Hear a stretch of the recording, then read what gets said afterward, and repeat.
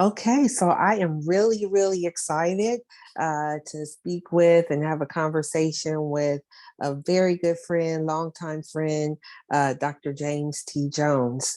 Dr. Jones is, I'm going to look away and read your title here, Associate Professor of History and African American Studies at Prairie View A&M University.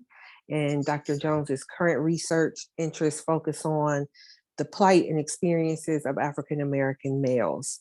And you can check out his work in his website, manhoodraceandculture.com, as well as his YouTube channel.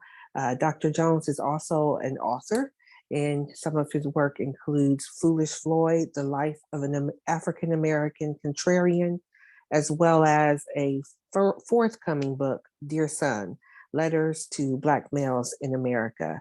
Again, Dr. Jones and I have known each other for many years, since undergrad. So maybe like 2 or 3 years now.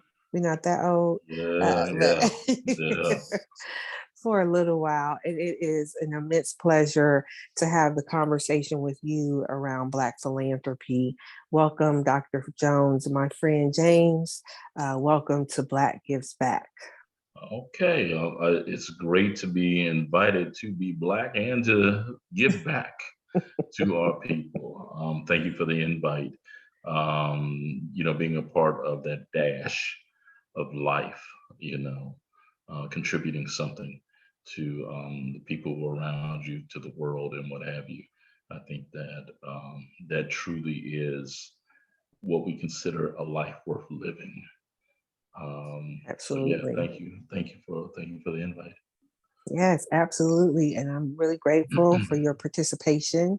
And so again, this series, this dialogue series is meant to just be conversations with people that I know have really interesting views, not just interesting views, but philosophies, and bring different insights and a different lens and perspective to Black philanthropy, Black generosity, Black giving, etc.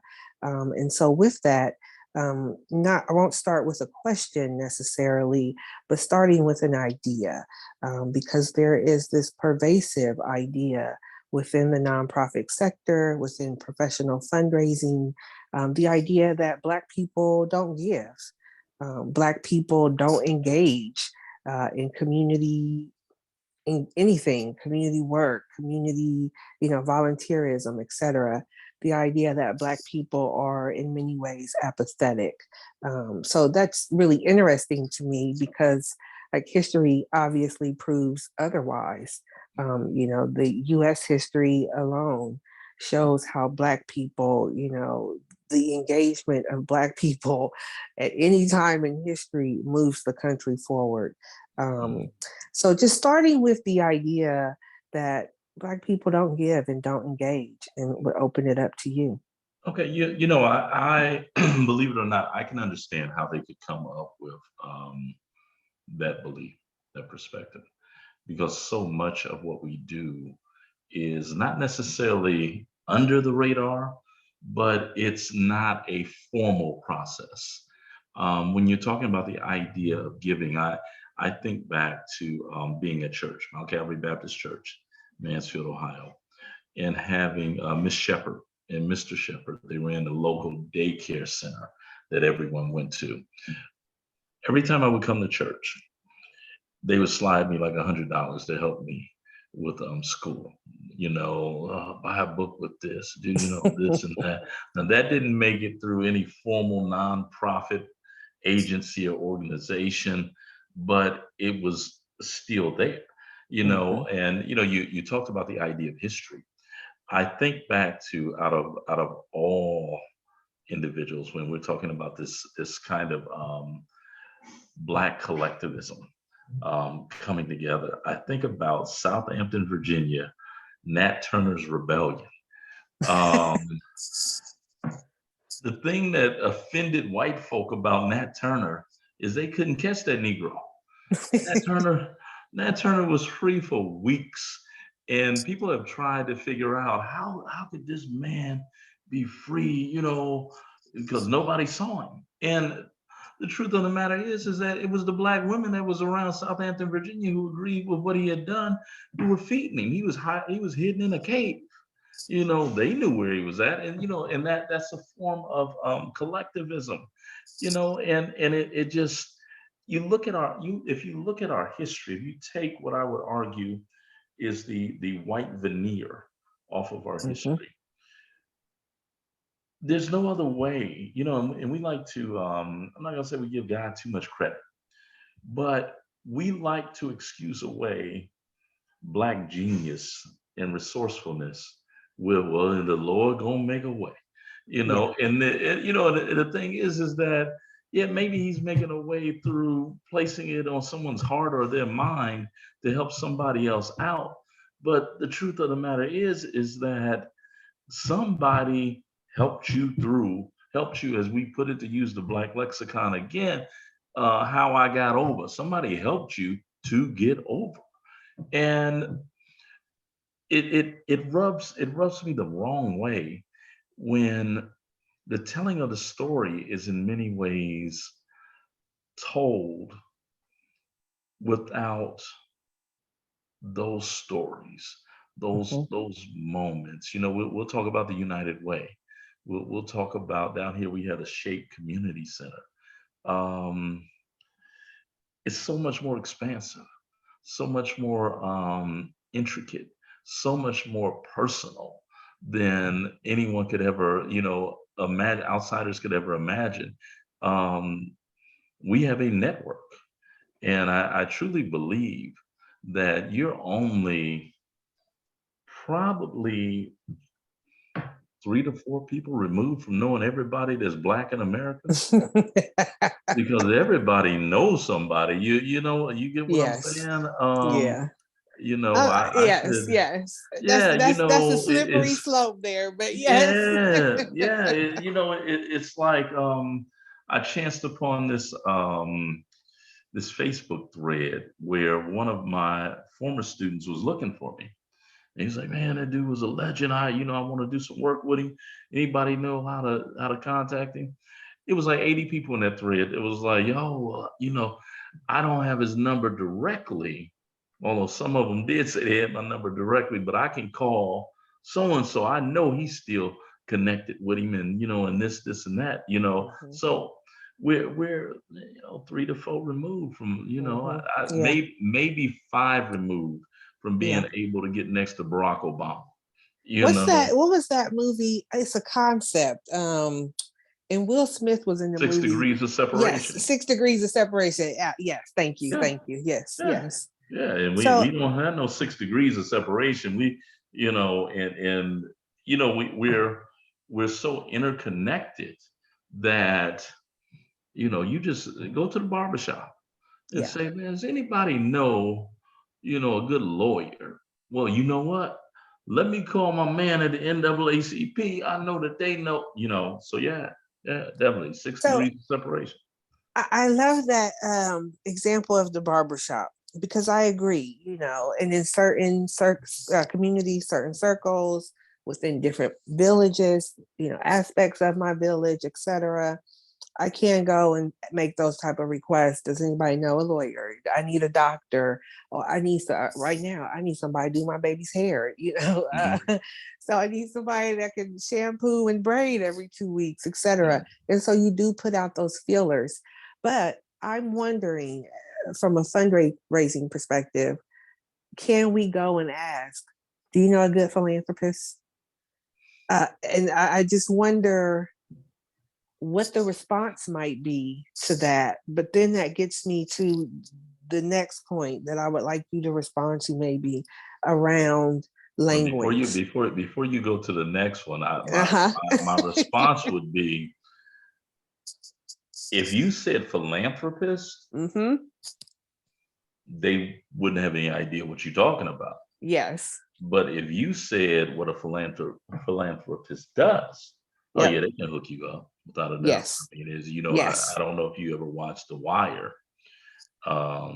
When my man Cuddy wanted to start the boxing club, and he goes to Avon Barksdale And Avon Barksdale was like, wait a minute, you said all that for 50,000? Oh, bro, we got you. But I don't want my name on nothing.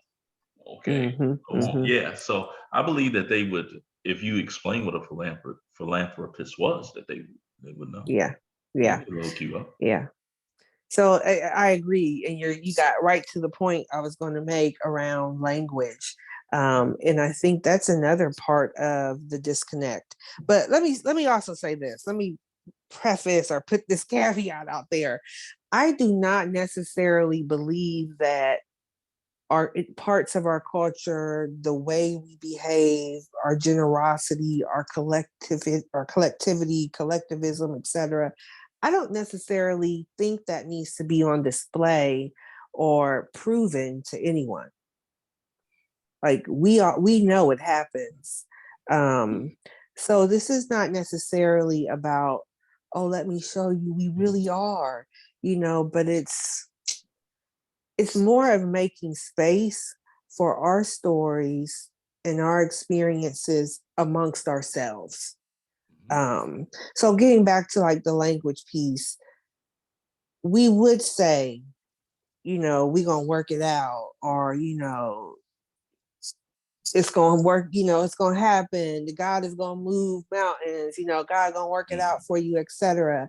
But then the way that, like in my professional career, the language I hear around that is like, oh, we pay it forward.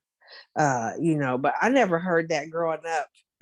Like in my church and in my community, no one ever said pay it forward, but we certainly absolutely did. And like I love the example you gave about the couple at your church who gave you cash to support your education. And so kind of that gets me back to like the net worth of that particular couple.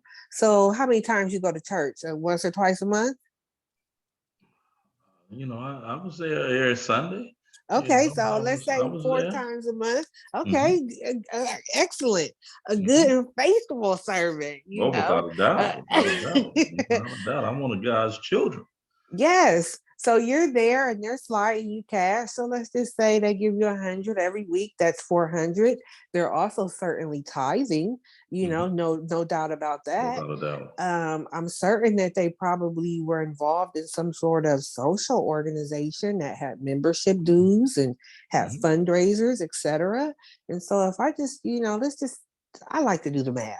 So $400 a month times That's 12. that's 5,200. It's 52 So weeks. okay, so 5,200. That's $5,200 a year. If you can get $5,200 a year, you are absolutely a $25,000 prospect. hmm And I could bet my entire firm, I bet my home that no one ever came to them and asked them to donate $25,000 to anything. I doubt it. I doubt it. And the thing is that talking about that couple, they ran the Black daycare center, and the irony is, my cousin Crystal, who's an entrepreneur, when Miss Shepherd shut her business down, my cousin bought it, and now the business is still thriving and still Awesome. going. You know, but when you're talking about an idea of formalizing a process that I don't think that we often understand the formalization of it, because it's just something that we've always done in what some people would refer to as a loosey goosey way. If you need some, yeah, I got you. Don't Yeah. worry about it, I got you. And there are some there could be some tax benefits to you doing it the formal way, but there's also an element, I think, that kind of like what I was talking about with the wire with Avon Barksdale. He doesn't want his name on nothing. Don't put my Mm-hmm. name on nothing. Don't this between me and you. And there we have every right to be distrustful of the system, because the system has never benefited us, and especially when Mm-hmm. you're talking about poor and working class people who don't have any health insurance, don't have any life insurance. But amazingly, when someone dies, we all come together and get that person into the ground. Mm-hmm. Um, yeah, it's the formalization of it. It's the um, explaining to people, well, you're already doing this.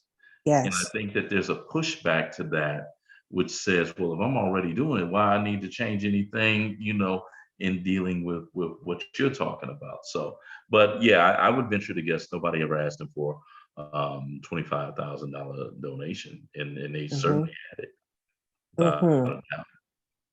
And so now, and again, I like math. So, Hmm. okay, at daycare, I can imagine what the average annual revenue is on that and what the profit is on something like that.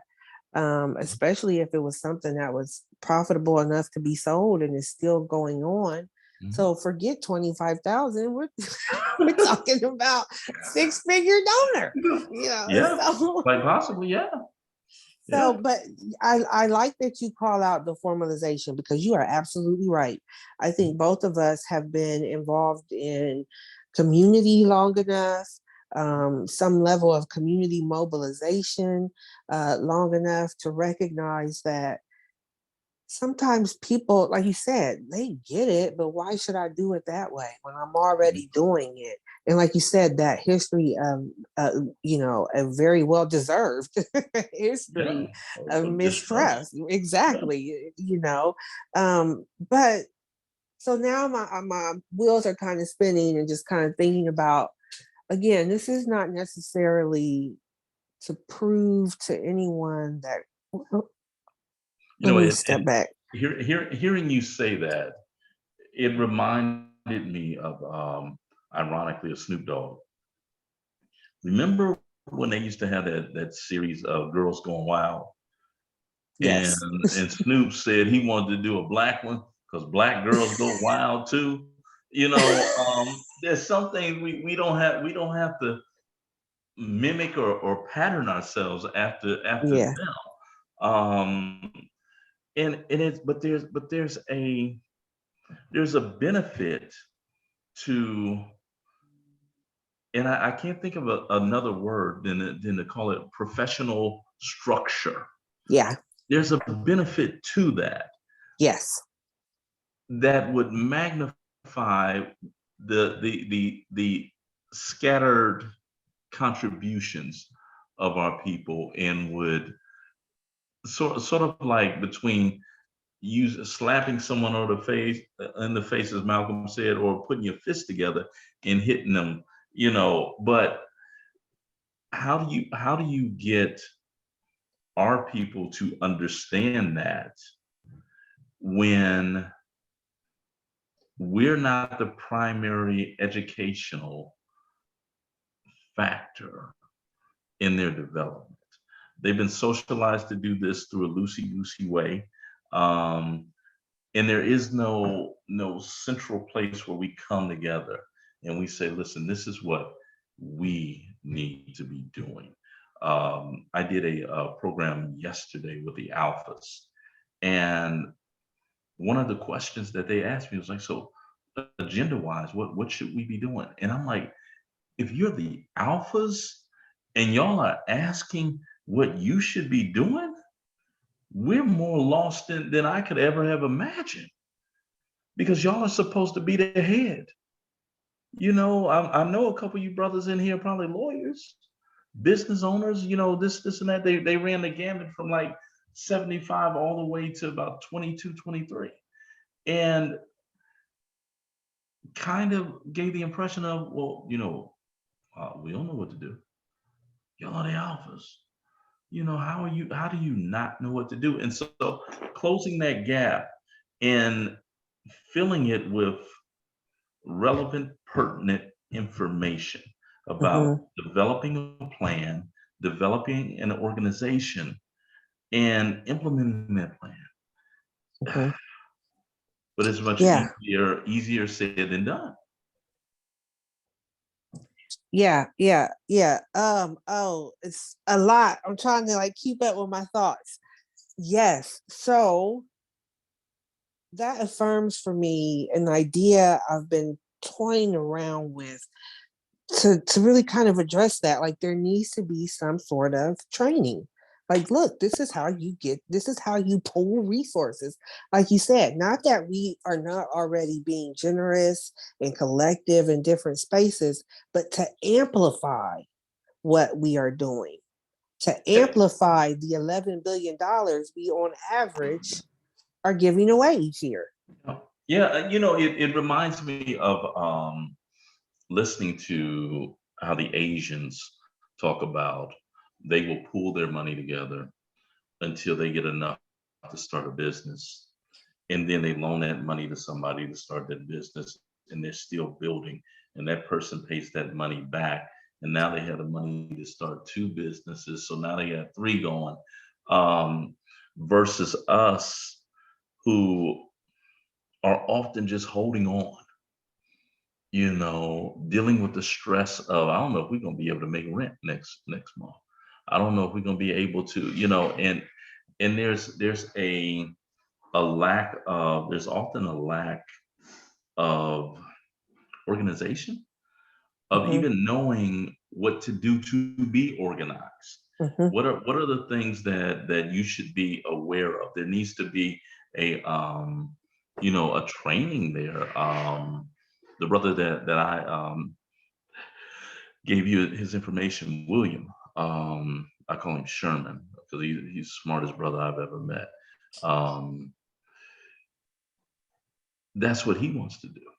And I have a former student who is one of the baddest brothers walking on the face of the planet Earth, but he is a conservative, and he actually works for Senator Tim Scott. okay. And I'm asking, I said, so man, what you gonna do next? And he says, Doc, I'm gonna start a political consulting agency aimed solely at Black folk. Yeah. He said, being up here, I can tell you that there is no conspiracy, no boogeyman, nobody working against the NAACP, the National Urban League. He Mm-hmm, said what's working against them is the fact that they can't get their work, they can't get the paperwork in on time. He mm-hmm. said hundreds of millions of dollars go unclaimed because you couldn't meet a deadline. And so and I use this term often, and I think it's applicable to what we're talking about when I'm dealing with my students. I tell them at some point, and I think this is a part of the process of becoming a professional, or it should be. Mm-hmm.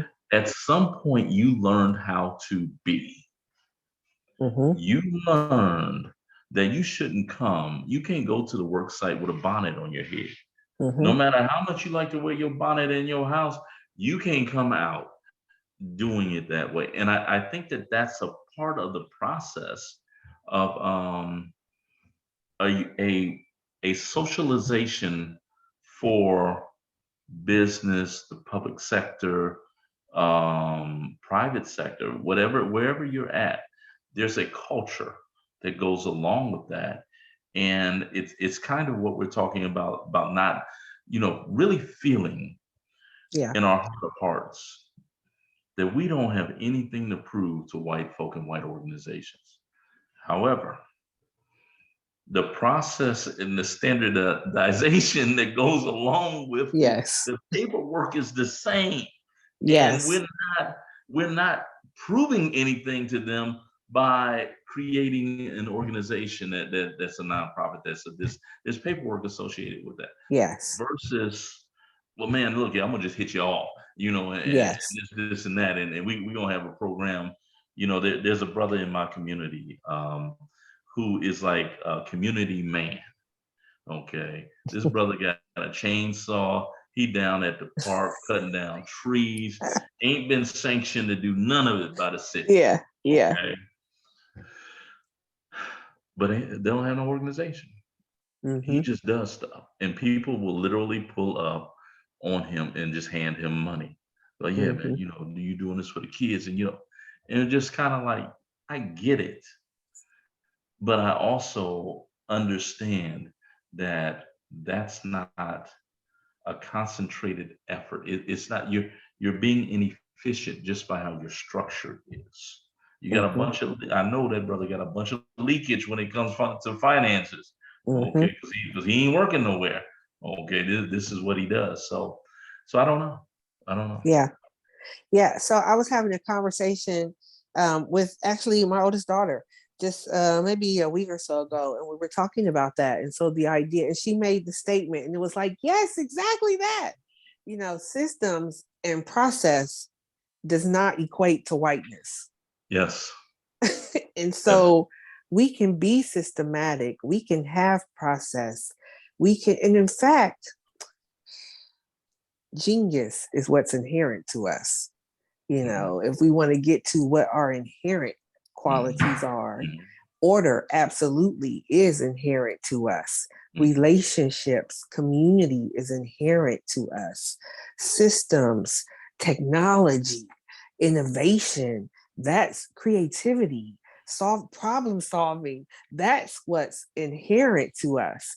And so, but yeah, I think you're absolutely right. It's there has to be some sort of, again, the training. But back to what you mentioned about your friend that's interested in like the political consulting firm just for black organizations. I'm assuming. I'm wondering, is there a market for that? Like, we know there's a Well, need, but he's and you he's don't have the answer he's necessarily, but yeah. I mean, he's willing to work with anybody.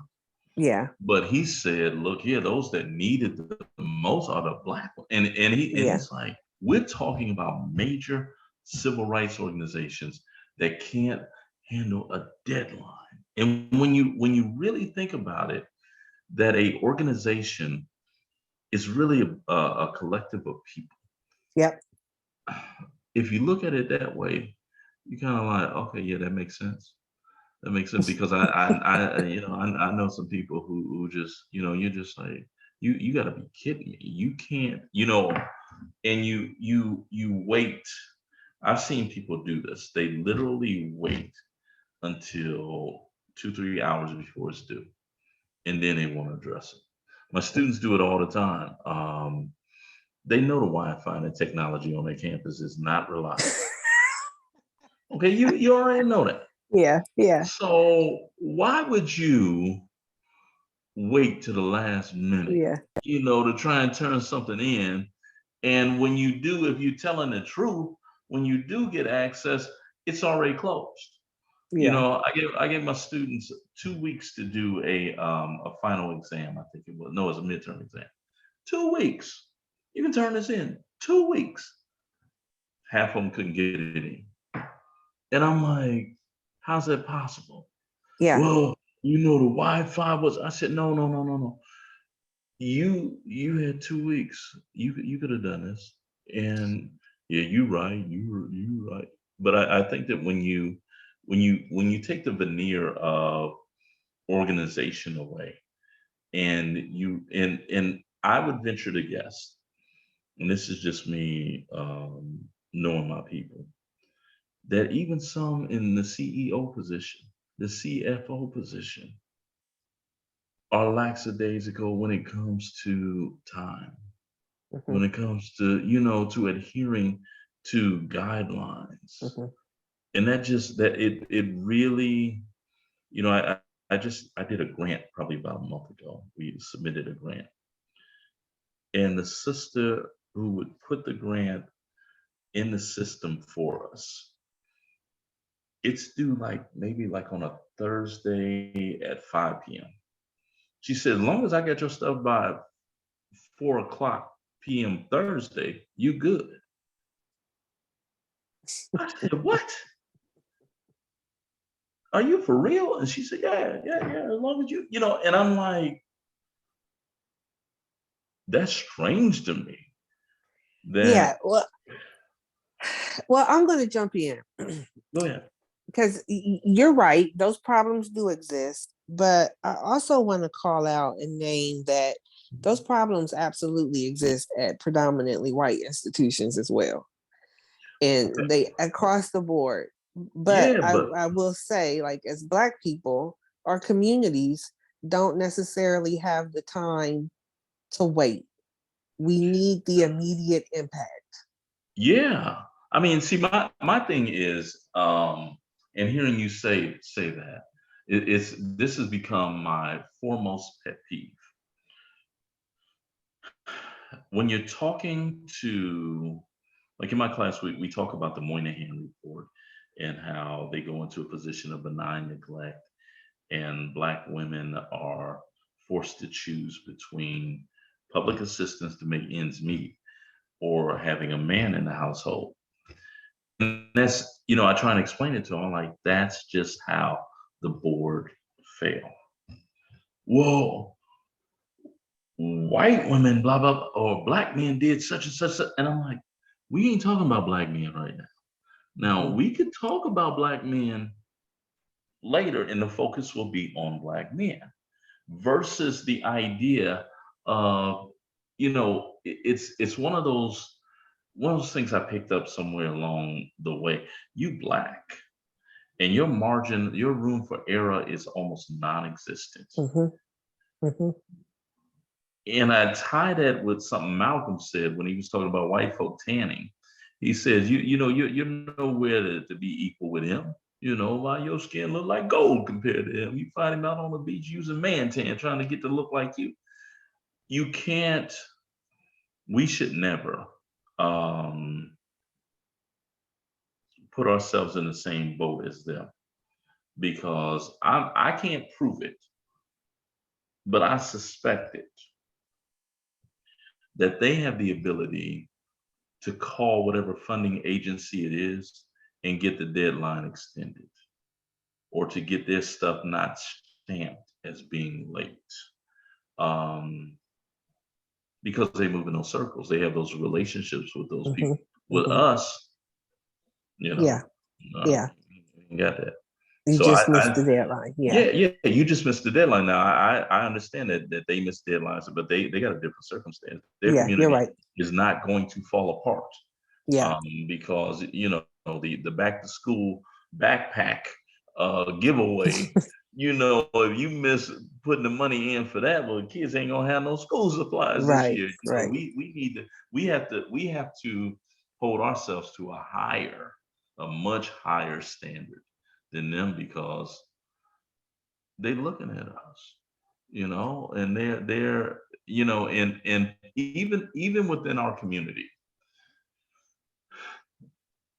if we, and this is how Black folk tend to deal with failure. If you go on, and I'll use Columbus, Ohio. If that McDonald's on Livingston Avenue messed up your order, you'll say, no, no, no, no, no, no, no, I ain't going to the one on Livingston. Yeah. I'm gonna go to the one on Main. But you let one Black organization mess anything up, it is a comprehensive scorched earth refusal to work with them again. No, no. See, that's why you can't work with Black folk. And you don't even know the people that messed it up. But Mm-hmm. you're going to be negatively impacted because of the history of really the socialization, the inundation of negative images and negativity about Black folk. Yeah. Yeah. So kind of spinning off on that, Mhm. I'm thinking about like the idea of Black giving and generosity and philanthropy, or all those terms being a form of revolution and resistance, and being a arm or a means towards liberation. It's liberation, and maybe more honestly, like an escape from degradation, an affirmation of humanity, all those types of things.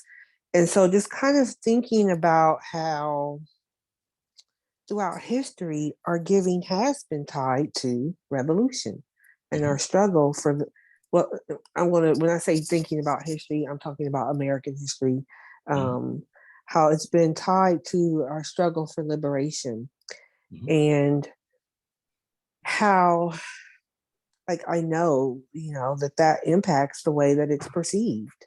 mhm. And I'm curious, or I'm having the thought right now for the first time that maybe it's not even just that our philanthropy gets overlooked because of a language or a cultural barrier because there's a misunderstanding, but maybe our philanthropy is intentionally overlooked because it's dangerous.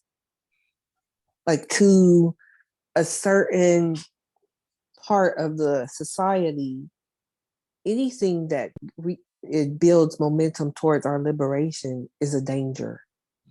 But that also, and I agree with what you just said, but that also goes a great measure to explain why it's always considered best if it's informal within our Mm, community, because it mm-hmm, does not it does not give them the room to come in and audit an organization and say, well, now you missing some money here, and it's probably a book of stamps that you didn't account for, but they're gonna blast it in the news as if, well, a misappropriation of funds, and and this and that.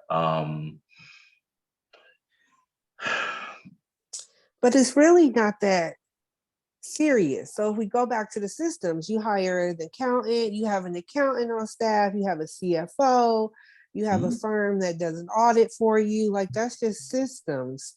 That's just basic good business. Yeah, And but what happens if white folks say the numbers didn't come out right, and they and yeah, they and they print a news story on that? yeah. So that kind of gets to the need for independent organizations Yeah, that are yeah. comprised not just of Black leadership, but also Black board members. Well, but you look back at the Black Panther Party for self-defense, and you look at what Mm-hmm. they were doing.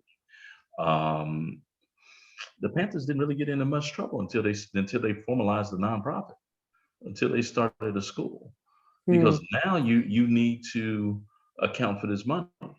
Now you're taking government grants, and it didn't help anything that Huey had the checkbook, and he was high on cocaine. So you got some issues that come Mm-hmm. with the formalization of it. But the idea of us giving, I always rely upon that old hip hop mantra: "We all we got," Yeah. and nothing could be more truthful than that. But the rules are always different. The road is always rockier for to get a black organization started, to get the support, because we have so much innate skepticism of each other, that when and I would argue that every generation we we have some people who know something is wrong, and they want to do something about what's Mm-hmm. wrong. They don't know what to do. And that's what makes an individual, like, and I'll just say the brother's name, Umar Johnson, to take these people money that they didn't donated. Oh, we getting ready to get a school. We gonna have a school. And now these people are giving us money, and they become emotionally invested in it, that they can't back away from it. Now they got to keep giving because we almost got a Mm-hmm. school. And then Mm-hmm. you have other people who have seen this charade before, this con job before. Well, like, man, y'all fools. And we continue to have this tribalism, that of two groups fighting each other over something that should be for the good of the community. But when you back to the Panthers, when you look at what they did, the Black Panther Party for Self-Defense's free breakfast for children program, Mm-hmm. they're marginally employed. So the government referred to it as extortion. We would call it collectivism. everybody had to kick in something for the free breakfast for children program. Every business, Mm-hmm. give us a couple dozen eggs, give us this, and if you didn't, we're going to boycott you. One of the more humorous aspects, you ever seen the movie The Mac with Yes, but it's been so long. Yeah. Max Julian, Richard Pryor? Yes. Yes. There was a brother from he was the black guy on Magnum PI, Walter I and can. Sophie or Yeah. something. Yeah. Um, they filmed that in Oakland, and so the Panthers told them, if you want to film this scenery, you need to give some money. Mm-hmm. Mm-hmm. And if you're on that side of it, you see that as collectivism. Yeah. But if you trying to shut it down, you see that as extortion. And that's an issue because regardless of what we do, and this is probably one of the foremost lessons of Black history. White folk have always had the ability to physically shut it down. You think about the Atlanta race riots Mm-hmm. and how, the AUC is there, Morehouse, Clark, Spelman. When white folk decided they was coming into that area, they came. Yeah. So there's an element of sheer terror, not only physically, but also um, financially, Mm-hmm. because they can come in and just on pure harassment or to let it be leaked out. Yeah, well, we're investigating the Research Pro and blah blah Mm-hmm. blah blah blah. Well, some of the people that you work with, they'll be like, "Oh my God, did you see so and so and so and Mm-hmm. so that Mm-hmm. what they're saying? I'm not sure we want to go forward with Yeah. that relationship again." They'll never say why, and Yeah. so that's they call it what it is, terrorism. Yeah. They're Yeah. destroying, you know, vehicles that I'm could be revolutionary. I'm glad you called that out because I've absolutely seen that happen. Um, and this idea that, and I've absolutely seen and spoken with leaders that are doing amazing, impactful work Mhm, that understand they have to be secretive to a certain degree. mhm, They can only grow so large in order to do the work that they're doing. mhm, And so when we talk about, and then when I'm speaking with them and when I'm volunteering, when I'm engaging, etc., we reach a point where we can't go any further. mhm. Yes, they want a multi-million-dollar pipeline, but they can't, like, for what you said, for risk of They, physically they, being shut down, they can't they afford. can't. Yeah. Right. Or the impact goes away, even though the impact could be amplified. That's a really, I had not really thought about that position and that, like, I guess, juxtaposition. Mhm. I'm going to reflect on this conversation for the next several days, but it's Yeah. helping me think through some possible solutions I mean, yeah. because There's some brothers who have, I guess you could say, got long money mm-hmm, that is untraceable.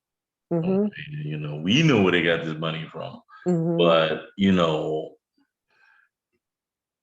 you can't really do nothing with them because out of fear that somebody will let it be known that this is where that money came from. Well, that money was drug money. That money was this money or what have you. So there's a danger, um, almost a.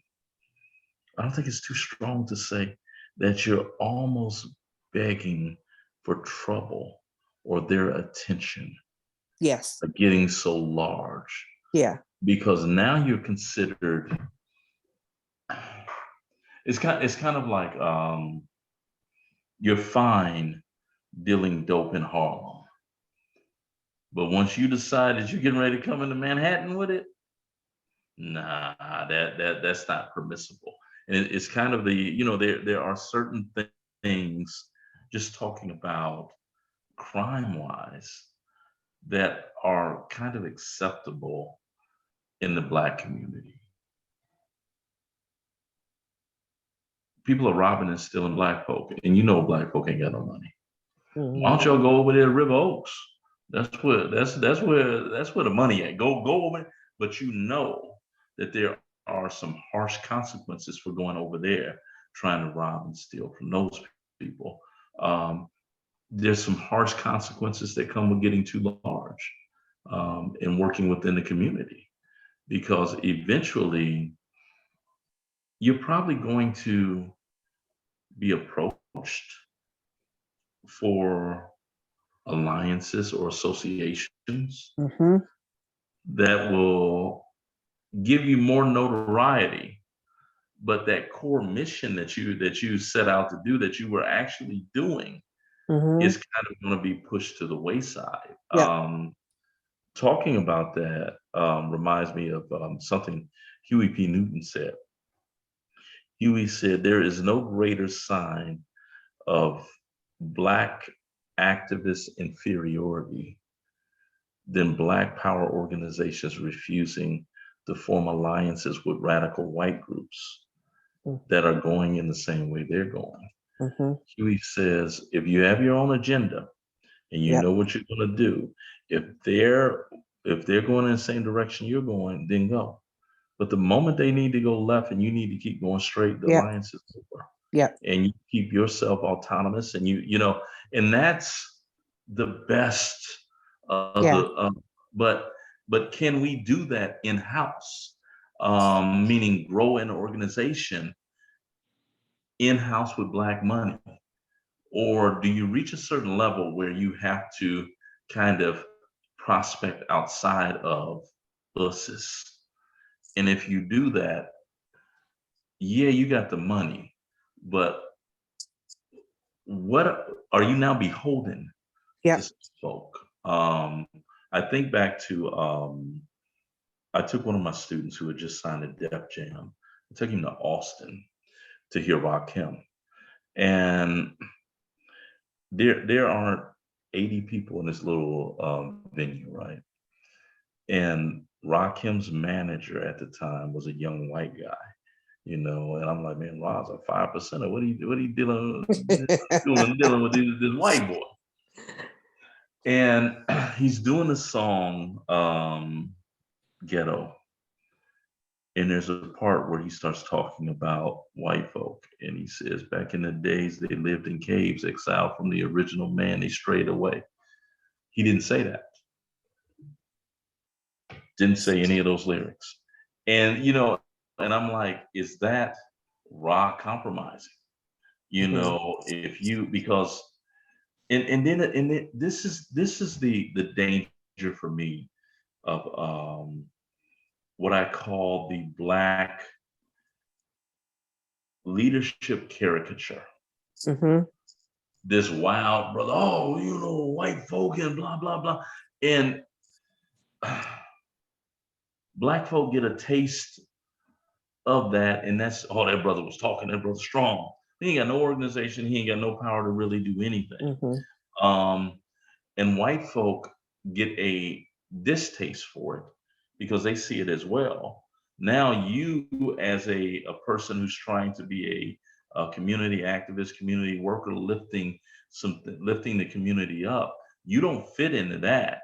Okay, being a rabble rouser and calling for people to burn down the city. So you're going to necessarily be viewed in the Black eye, in a certain segment of the Black eye, as being one of those other folk. They ain't gonna do nothing. They gonna just, raise some money again, but that brother there, he was talking, so you kind of you're caught between a rock and a hard place. Well, I think to kind of answer your question, I know this was kind of rhetorical, but can that be done in-house? I think it can be. And I think it takes a combination of the right personalities and the right leaders. So you absolutely need that charismatic leader. You absolutely do. But you also need that leader, that the operations leader that knows how to run the organization. And they both need to be okay with, or both elements need to be okay with the roles that each other plays. Both are absolutely necessary. And I would even argue that they can't be the same person. Yeah. I would agree with that. I'm trying to, it was named Strictly Business. I was trying to find this movie, the name of this movie. Do you remember Strictly Business? I do. It had Tommy Davidson in it and all Yeah. that. And them brothers were super wealthy. They owned a bank or something. And you would never know it. You know, I think that we need that. We need brothers who are professional, who are on it, X, Y, and Z. But you also need that brother that can talk to the people, you know, and rally the people. Because there's a lot that goes on for even the planning of an event, let alone raising money for the event and pulling the event off and what have you. Well, I have to interject history, which teaches us you also need some powerful women. Oh, without a doubt. Yes, I You want to know, just verbalize that. I'm not on a part of the gender war, and that's No war, no you war. know, I try to sidestep that, and and just kind of say I want everybody that's black to win, and Absolutely. and that covers LGBTQ plus. That Yes. covers everybody. Yes, I'm rooting for everybody black to quote. But there's you bring that up. I mean, there's from my perspective as a black man, there's an anger that often comes from black women who have maybe had their agenda items pushed to the side so frequently or easily that they rush to the front now to kind of say, oh no, what we gonna do, boom, boom, boom, boom, boom, boom, boom, because they don't want to be left out. And it often reeks of an absence of collectivism and cooperation. And I understand historically where that comes from with them. But when you're dealing with it in a face, you're kind of like, look, that ain't what I'm on. I ain't, but they don't, you saying that, you even showing that to them. I don't think that removes that eagerness, that urge to get to be heard. And within black activist circles, these things can get to the point where we only recognize each other as brothers and sisters, as allies. We're fighting for what we think is a limited pie. And trying, it turns, I can imagine it turns into a gladiator sport. Yeah. Without a doubt. Well, we certainly need healing. And I think about how long the trauma, I was going to say how long the trauma existed. The trauma continues.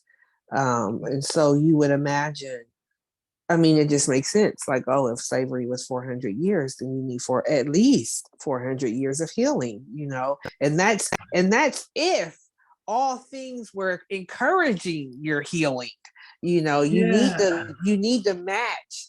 So, but not saying that we need. So making that point, really just because we need healing. The trauma continues, the disruption, the breakdown, the intentional disruption and division continue. So we absolutely need that healing as part of our generosity plan. This is my question. Because we can't have it both ways. Mm-hmm. We can, on the one hand, say that our people need to know our history, okay? And they don't know our history. Yet at the exact same time, we turn around and we talk about the trauma coming from slavery. Now, if they're unaware of the historical past, is the trauma written into DNA? And I believe that cells have memory. Yes. That makes sense to me, that cells have memory. But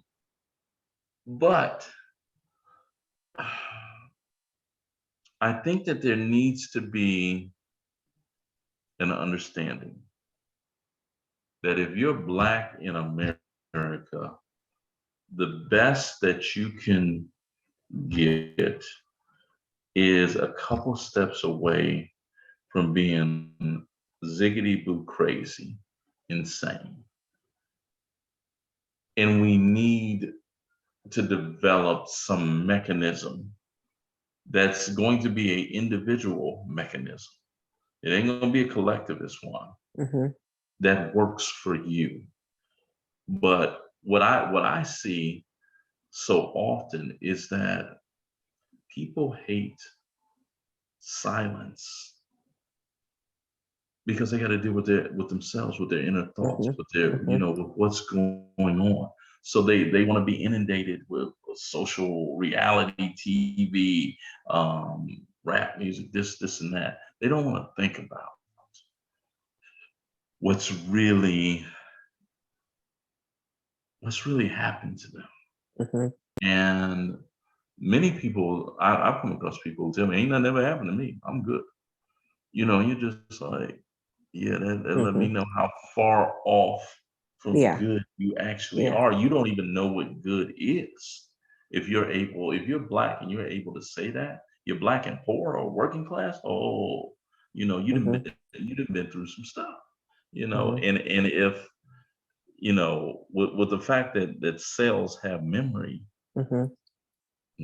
we got some issues Yeah. that at least, and I'll say this, and I'm sure you'll like this. At least a brother like Kevin Samuels Oh goodness. would repeatedly tell people, get some therapy, get Yes. some therapy. You need to talk to somebody. You need Mm-hmm. to get some therapy. And I don't think that most people understand what that means, Mm-hmm. because you're operating and navigating this world, and you're so busy doing that you don't realize, how off you are from Mm-hmm. just even peace. Yeah. There's so many people who just don't have any semblance of or understanding of peace. Mm-hmm.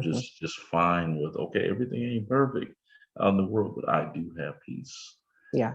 And it's that was one of the questions that I put up on Facebook once. Have you ever really sat down and listened to a love supreme? Mm-hmm. And how many people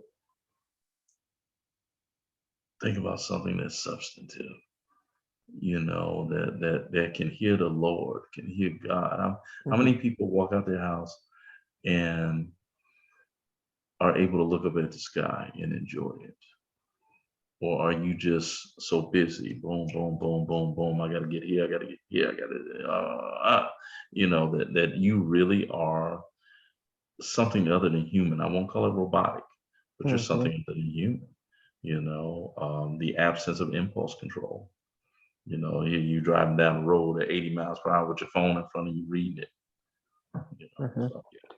So yeah, so to kind of tie that back into like the generosity, I think that piece makes space for Mhm. empathy and compassion and engagement and donations and like all of those things and looking out for other people, sliding, the young college student a couple bucks just, to encourage them.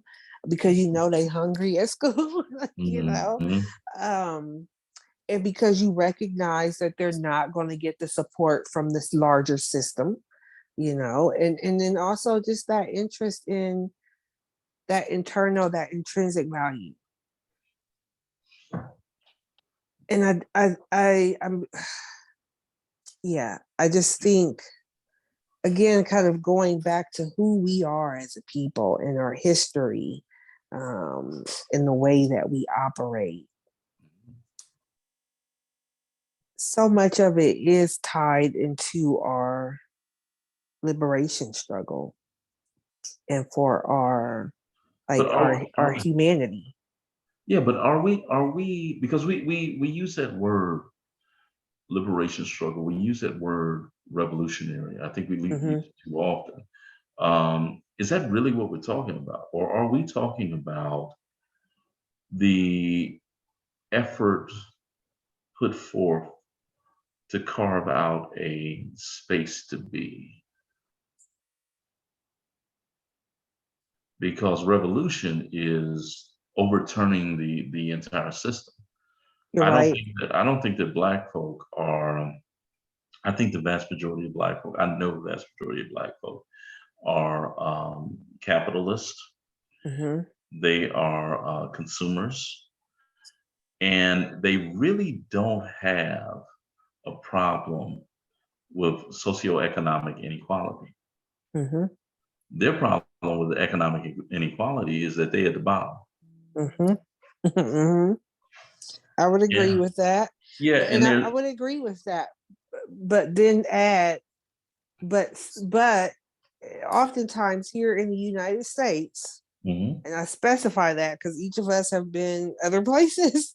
mhm, Oftentimes here in the United States, the idea, the desire, the act of just being mhm. is in itself revolutionary in this country. And we see that when we see people the whole barbecuing, reading, people getting arrested for reading books in the library, just people, a But man is it? getting, But is that revolutionary or is that just offensive? well, I think that's an interesting question, and maybe revolutionary is in the eyes of the beholder. I don't feel revolutionary. I don't feel revolutionary, just by walking around my neighborhood knowing I own property. That doesn't feel revolutionary. That feels regular, but to someone else, that's the offense. It's more than an offense. To someone else, they might feel compelled enough to come and take it from me. And like you mentioned, some people absolutely do have the power to come and take.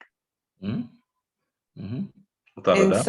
so then, and in that sense, it is revolutionary. I recognize that. I Yeah, I know. recognize that it's revolutionary for me as a Black woman. I own properties, multiple properties, and I have my own business. The house is in my name, all those types of things. I have managed my own finances, whereas my grandmother was legally not able to do those things. She couldn't get a credit card. She couldn't go and just, you know, But is that own something. revolutionary, or is that progress? I think that's progress, but progress can be revolutionary. I mean, that's what progress is.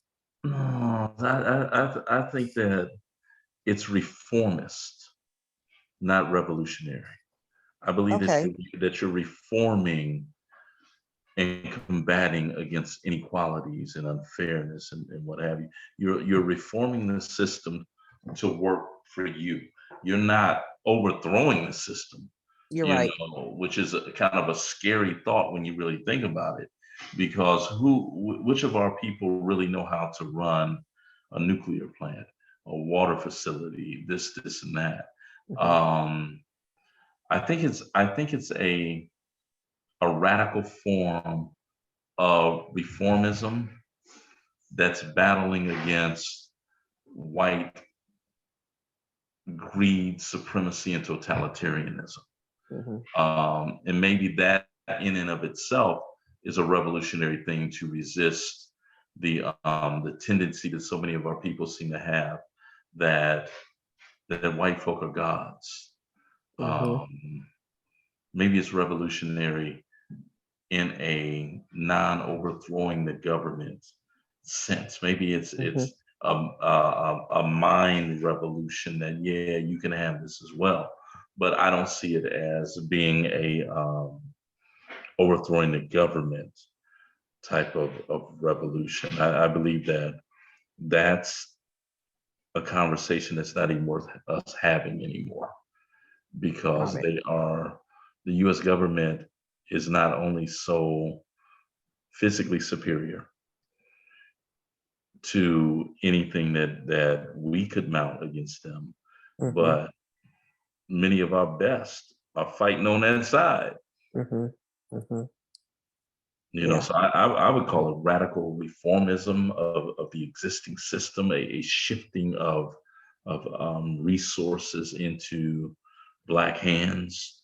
But I think that when we started saying revolution, especially it reminds me of what the Reverend Dr. Martin Luther King Jr. wrote in what is it, Up from Slavery? That's Mm-hmm. not Up from Slavery. What was the name of the? Where do we go from here? And Okay. Dr. King says this. He's talking about Black power, and he says there's principally nothing wrong with Black power, nothing wrong at all. He said, however, the connotation of Black power is what people are going to find offensive, because they've abused power. And now when they can't separate power being something that rests upon being just, being fair, because they didn't use power in that way. Mm-hmm. And I think that when you begin to use words like revolution, it's such a loaded concept, and you don't know what's loaded into these crazy people's minds as far as their understanding of what Mm-hmm. revolution is. The idea of it's a scary idea that if Mm-hmm. you were to put 20 individuals who were movement people, community people together and ask them what is revolution, you can get 20 different answers. Yeah. Absolutely. Absolutely. So it's interesting that we're back to language now. Mhm. So we started with you, Black Philanthropy, with you getting money from church members. Mhm. It took quite a journey. Yeah, definitely. Took quite a journey, but here we are back to language. And just really, I think that's a good place. I'm mindful of the time here. And I think that's a good place to pause our conversation. I And feel like, the majority of people do not understand that language at its best is used to communicate information. mhm, mhm, But the more words that people use, the less they are specifically and directly communicating. Some people are just talking. And you have to, when I'm lecturing, when I do a Q&A, it's a bad habit, and it's one that I've tried to break, but I can't. I gotta ask, who are you talking about? What do you mean by it? What do you mean by they? And when you ask people to be very specific in their language, they realize, well, hell, I don't know what I'm talking about, mhm, because it's not refined. It's not, so yeah, language is, if you ain't got language on your side, you are in mhm. trouble. Yeah, Definitely. language and an understanding of, like, sometimes we have to be bilingual or multilingual, or at Oh, least yeah. understand, like, be able to Well, understand the words being spoken around you. yeah, but I also think that I think it goes even further than that. That you got to be able to communicate without talking sometimes. And I remember giving this lecture, and it was supposed to be like a debate about hip hop culture. And I'm supposed to be talking against this white guy. I walk in this auditorium. It is 99.9999999 white. Okay. I saw one brother. And so as I'm walking on the stage, I'm looking him directly in the eye. Okay. And he's too far away for me to say anything without people hearing. So I just did like this. And when he didn't respond, I said, okay, yes, it's 100% against me up in here today. Because I knew that if you ain't aware enough of Black culture to return that, so we have to be, as they refer to it as code switching. Yes. We got to. You better not whiten up to the point where you lose your cool factor. Mm-hmm. Because if you do, you're of no use to our people then. Because you switched it up. You become Stacey Dash. Candace Owens. Yeah. Well, yeah. So I don't know about like those names particular, but I think there is a responsibility and a level of accountability, especially for people that are in professional fundraising. Especially, I'll just call it out, for Black people in professional fundraising. We absolutely have a responsibility to take what we know and understand back to our communities.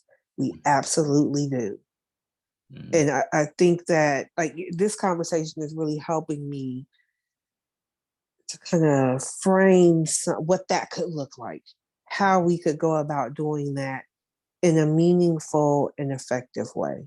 So I really appreciate, like I didn't know that I needed certain solutions, but I appreciate your ideas. The thing is, I think that the pivot to what you were just talking about is making the decision of who you're going to cater to. And just because you decide you're going to cater to Black folk, don't mean that you need that when they walk into your business or call your business, that you pick up the phone and say, who this? Who you sweating? Or it smells like barbecue. I believe that there's a way that you can cater and focus. You can focus and cater towards our people, and it be the epitome of professionalism. And that's universal. Yeah. So you know where your bread and butter is. But when those big donors come through, we had this money and we blah, they see the same thing that and it's a service. It's a way of actively teaching someone how to be. That when you come to a business, that all that wild behavior stops.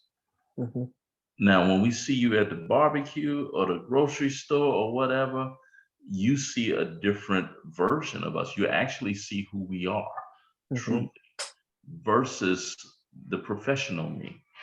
And the professional me is going to probably be a lot stiffer, is going to be a lot more dutiful and focused. And, for me, if people meet me on a stage, they're usually highly offended when they talk to me later. I can relate to that. I can relate. Like if there's a professional, I went to reggae night on Sunday night. I haven't done that in years, But while I was there, I kind of had this epitome, like the ResearchPRO was at the reggae club. Like that's wild. Like whereas before it's Sunday night, 10, 15 years ago, it's Sunday night, I'm going. But you're right. So but there's certainly, like, I will show up anywhere and I will feel just fine and I'll be my authentic self. I love a good reggae party. I love a good Yeah. cookout, you know, Yeah. but I also love an acknowledgement letter once I send Yeah. it, make Yeah. a donation. Yeah. Exactly. And that's Exactly. okay. That You doesn't know, take away anything from my blackness yeah, you know, or my culture. I was up in New York hanging out with Damon. He was living in Harlem at the time. And we were at this little hole in the wall club called Jimmy's. And ironically, the rapper Jim Jones was there. Okay. And Damon's cousin, who was a cop, he knew Jim Jones. And so he says to Jim Jones, he said, "Yo, you ain't gonna believe this. This cat's real name is James Jones." Okay. And he said, he from Houston. He said, "Man, please, man, ain't no, there's only one sweet James Jones in Houston." So we laughing about it, going back and forth like black folk do when we clowning. So we outside. It's probably 2, 3 in the morning. They're cat a corner to us. So we're literally, our group is yelling stuff at their group, right? And it's New York, it's November, December, so we got on coats and hoodies and stuff. And I hear from behind me, "Dr. Jones?" And I immediately just walked up the block. Okay. And they're walking behind me, and they was like, "Yo, man, what?" They asking Damon, "Yo, what?" They said something about Dr. Jones. I said, "Yeah, doctor." They said, "Get out of here!" And there ain't no way, ain't no way, Yes. And it was one of my students who recognized my voice, and yeah. So we code switch. We're multilingual. We Yep. communicate even without words. We communicate with Mm-hmm. looks. Mm-hmm. Mm-hmm. And it's just, and I don't think that all of that makes us unique, but I think that the combination of it makes us unique as black folk. Mm-hmm. That we're always balancing, and the only time that we really get to be who we are is around our own. Yeah. And we have to cherish those moments, because Yeah. otherwise you're gonna go ziggity boo crazy. Yeah. Yeah. And that is exactly why I wanted to have these conversations, why I wanted Research Pro to be the platform for these conversations. Yeah. We don't have conversations about Black philanthropy. Right. Predominantly white institutions do at certain times of the Mhm. year. But then those conversations are owned by them, that content Yeah. belongs to them. Mhm. And it's not necessarily always safe Mhm. space for us. It's not space where we can be our Mhm. authentic selves. Mhm. So this particular project was really important to me, to begin to create that space, Yeah. to not prove to anyone, but to have discourse about ourselves. Yeah. Exactly. In Just our space. in our own space, Yeah. exactly. And so I Definitely. think, yeah, there I have an idea for a spinoff. I think there absolutely needs to be our own space where we deal with some of our issues, especially when it relates to professional fundraising. But that is Definitely. for another conversation. Yes. Dr. Jones, I appreciate this has been an engaging and amazing conversation. I knew that we would cover a lot of things and we would take Yeah. quite a journey Yeah. with this discussion. So I really appreciate your time. I Thank appreciate you. your insights, your perspective, and the lens that you bring. Thank you All very right. much. Thank you. And you want to do a part two? All you gotta do is let me know. Let me Thank know. you. We can